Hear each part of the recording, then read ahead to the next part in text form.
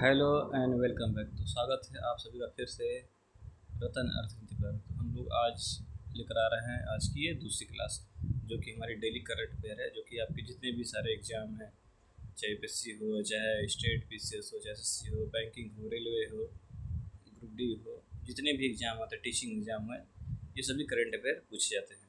तो चलिए शुरू करते हैं हम लोग करंट अफेयर की इस आज हम लोग की दूसरी क्लास पर। और चलिए स्टार्ट करते हैं क्लास को। और आप लोग चलिए आइए और क्लास को शेयर कीजिए ताकि ज़्यादा से ज़्यादा लोग को इसका लाभ मिल सके।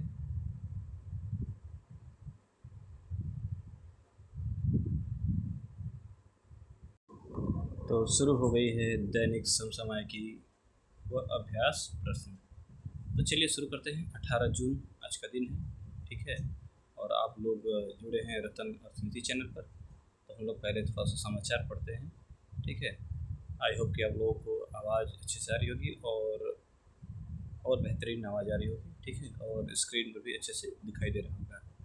तो आते हैं पहले नंबर पे हम लोग राष्ट्रीय समाचार पढ़ेंगे, जो कि क्या है।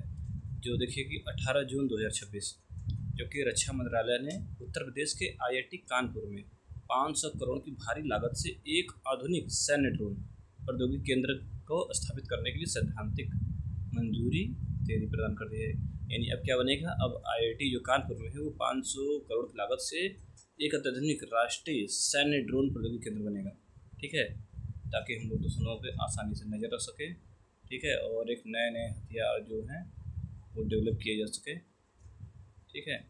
और उसका दूसरा है जो कि भारतीय रिजर्व बैंक आरबीआई ने देश की पेमेंट प्रणालियों की सुरक्षा और पारदर्शिता को बेहतर करने के लिए भुगतान और निपटान प्रणाली पीएसएस अधिनियम 2007 के तहत नया मास्टर डायरेक्शन जारी किया है, ठीक है। और उसके बाद तीसरा है जो कि 17 जून का है। संसदीय पैनल की नई रिपोर्ट के अनुसार नेशनल टेस्टिंग एजेंसी, भैया ये वही एनटीए है, ठीक है, ध्यान दीजिएगा। जो कि उसने क्या किया है, ये 448 करोड़ रुपए का फ़ायदा कमाया है, ठीक है। तो 448 करोड़ फायदा है, जिसको कि सुरक्षा एजेंसियों को अपग्रेड करने के लिए सलाह दी गई है। बाकी अब ये क्या करते हैं, ठीक है। चलिए दूसरा है आपका पर्यावरण के में क्या चल रहा है, ठीक है। तो 18 जून 2026 को जो है क्या हुआ कि भारत और जापान ने पेरिस समझौते के अनुच्छेद 6.2 के लक्ष्य को पाने के लिए संयुक्त क्रेडिटिंग तंत्र क्या किया गया है। ये संयुक्त क्रेडिटिंग तंत्र, ज्वाइंट क्रेडिटिंग मैकेनिज्म जेसीएम के कार्यान्वयन के नियमों को स्वीकार किया है, जो कि ग्रीन हाउस गैस उत्सर्जन को घटाने में मददगार होगा, ठीक है। तो इसको आप लोग नोट कर लीजिएगा अच्छे से, ठीक है। अगला क्या लिखा है, जो कि ये आज का ही समझौता हुआ है 18 जून, ठीक है। अब ये है कल का क्या हुआ था। कल ये हुआ था कि बार्न चैलेंज के तहत जारी एक वैश्विक रिपोर्ट के मुताबिक भारत ने वर्ष 2011 से लेकर 20 तक में क्या काम किया है। इसने भारत ने 11 से 20 तक में मध्य देश की लगभग 21.76 मिलियन हेक्टेयर की बंजर खराब भूमि को फिर से उपजाऊ कर दिया है, ठीक है। तो भारत काफ़ी अच्छा काम कर रहा है, ठीक है। चलिए अब आते हैं साइंस की तरफ। इसमें दिखा है कि 18 जून 2026 चांद पर भेजे जाने वाले लैंडर्स और रोवर्स का जीवन काल बढ़ाने के लिए इसरो और परमाणु ऊर्जा विभाग डीएई ने एक खास आर्टिफिशियल हीटिंग सिस्टम को तैयार कर रहा है, ठीक है। जिससे यह उपकरण जो है चंद्रमा पर रात को अत्यधिक ठंडे माहौल में भी 200 दिनों तक एक्टिव रह पाएंगे, ठीक है। तो क्या कर रहे हैं, ऊपर क्या तैयार किया गया, आर्टिफिशियल हीटिंग सिस्टम, जो कि चंद्रमा क्या है वो 200 दिन तक वहाँ पे रह सके। जो हम लोग जो यहाँ पर भेजा गया था चंद्रयान 1 2 देखा होगा, ठीक है। तो अगला क्वेश्चन है, अगला क्या है न्यूज़ है कि राष्ट्रीय भौतिकी प्रयोगशाला CSIR NPL ने देश की रणनीतिक सुरक्षा और परमाणु घड़ियों की सटीकता बढ़ाने हेतु महत्वपूर्ण तकनीक वाले 5 वेपर सेल्स DRDO की सॉलिड स्टेट फिजिकलिटी जो सॉलिड स्टेट फिजिक्स लेबोरेटरी है वहाँ सौंपेगी। ठीक है, ताकि जो देश की जो रणनीतिक सुरक्षा है और परमाणु घड़ियों की जो सटीकता है उसको बढ़ाने के लिए क्या है DRDO को सौंपा जाएगा। क्या है DRDO की जो सॉलिड स्टेट फिजिक्स लेबोरेटरी है उसको सौंपा जाएगा। चलिए याद रखिएगा 5 वेपर सेल्स। ठीक है, चलिए नेक्स्ट चलते हैं आगे। अब राज्य विशेष पढ़ लेते हैं। राज्य विशेष क्या है? उत्तर प्रदेश के बिजनौर में स्थित अमनगढ़ टाइगर रिजर्व के चौथे इको टूरिज्म सीजन की समय सीमा को पर्यटन की भारी मांग है और 15 दिन के लिए बढ़ा दिया गया है। ठीक है, जो अमनगढ़ टाइगर रिजर्व है जो कि बिजनौर में स्थित है। ठीक है, तो इसकी जो है समय सीमा बढ़ा दी गई है ताकि लोग और अच्छे से घूम सके। और अगला है कि महाराष्ट्र के कृष्ण घाटी विकास निगम MKVDC ने सतारा क्षेत्र के ग्रामीण अंचलों में पानी पहुंचाने के उद्देश्य से तासगांव लिफ्ट सिंचाई योजना का कार्यान्वयन हेतु लेटर ऑफ अवार्ड जारी किया है। यानी कि जो है जो ग्रामीण अंचलों में जो पानी के उद्देश्य से एक जो है तासगांव लिफ्ट सिंचाई योजना जारी किया गया है। अब ये है अगला है, फटाफट देखते हैं। उड़ीसा राज्य के शिक्षा विभाग में उसने हड़कंप मच गया जब नई पाठ्य पुस्तकों में समीक्षा में 1600 से अधिक गलतियां पाई गई, जिसका पाठ्यक्रम की दोबारा जांच की प्रक्रिया शुरू की गई। बताइए उड़ीसा में ऐसा आ गया, मतलब किताब ही लोग गलत छाप दे रहे, इतना सब गड़बड़ कर रहे हैं धांधली।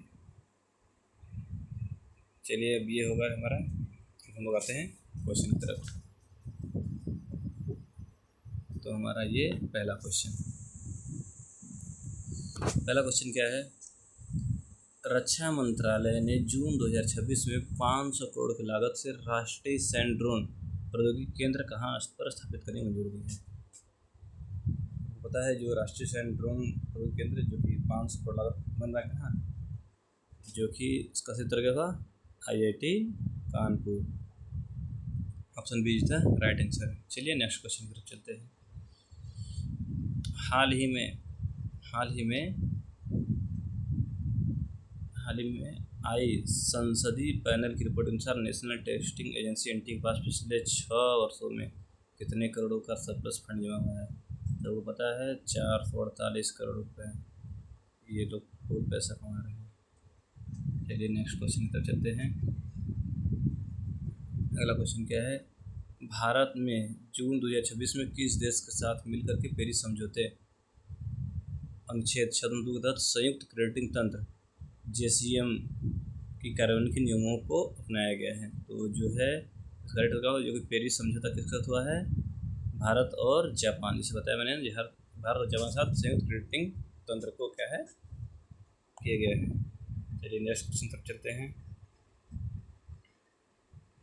अगला क्वेश्चन है कि एक वैश्विक रिपोर्ट के अनुसार भारत ने बान चुनौती यानी बॉर्न चैलेंज के तहत 2011 से 20 के तहत कितनी खराब हो चुकी भूमि को बहाल किया है? Option A 15.5, 21.76, 23.12, 10.12। तो इसका राइट आंसर क्या हो गया? 21.76 मिलियन हेक्टेयर। ठीक है, इसको आप याद रखेंगे। इतनी जो भूमि है जो मध्य क्षेत्र में है वो जो खराब हो चुकी भूमि को सही किया गया है। ठीक है, चलिए नेक्स्ट क्वेश्चन तक चलते हैं। हमारा अगला क्वेश्चन है चंद्र रात के दौरान यानी जो चंद्रमा में है जो रात होती है, चंद्र रात के दौरान भविष्य में लैंडर्स को सक्रिय बनाए रखने के लिए जीवन काल 200 दिन बढ़ाने के लिए इसरो के साथ इसके साथ मिलकर के आर्टिफिशियल हिटिंग सिस्टम का निर्माण किया। तो आर्टिफिशियल हिटिंग सिस्टम का निर्माण किसके है? जो कि किया है DAE के परमाणु ऊर्जा विभाग। ठीक है, DRDO देकर मत मार दीजिएगा। ठीक है, इसका राइट आंसर क्या होगा? Option number A is the right answer, यानी कि जो है चंद्रमा का मिलन DETAE के साथ। ठीक है, चलिए नेक्स्ट क्वेश्चन की तरफ चलते हैं। छठवां है, हाल ही में CSIR NPL ने रणनीतिक रक्षा तकनीकों परमाणु घड़ियों के किस संस्थान को 5 वेपर सेल्स सौंपे हैं? ठीक है, तो सबको पता है जो कि DRDO के ठोस राज्य भौतिक प्रयोगशाला को सौंपा गया है, जो कि SSPA को, DRDO की ठोस राज्य भौतिक प्रयोगशाला। ठीक है, नेक्स्ट क्वेश्चन तरफ चलते हैं।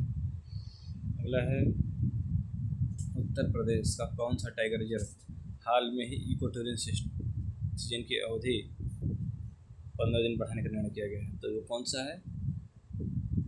तो जो टाइगर रिजर्व है वो है अमनगढ़ टाइगर रिजर्व। ठीक है, अमनगढ़ टाइगर रिजर्व याद कर लीजिएगा, जो कि चौथा नंबर इको सिस्टम का है। चलिए अब आ गया, ये हो गया तासगांव लिफ्ट सिंचाई योजना, जिसके लिए हाल में लेटर अवार्ड जारी किया गया है, जो किस राज्य से संबंधित है? तो तासगांव, आप लोग इसका उत्तर कमेंट देंगे। ठीक है, ये आखिरी क्वेश्चन है और इसके बारे में हम लोग पहले से जानकारी है। ठीक है, और उत्तर इसी वीडियो में है। ठीक है, तो आप लोग बने रहिए इसी के साथ। ठीक है, तो चलिए, आपको क्लास कैसी लगी आप लोग बताइएगा। ठीक है, और PDF सभी पता है, टेलीग्राम 22 तक बंद है, तो टेलीग्राम नहीं मिल रहा है, लेकिन टेलीग्राम पे जुड़ सकते हैं। ठीक है, तो चलिए मिलते हैं फिर नए क्लास में। ठीक है, तब तक ब्रेक के बाद टेक केयर, बाय बाय। आप लोग ख्याल रखिए और वीडियो को ज़्यादा शेयर कीजिए।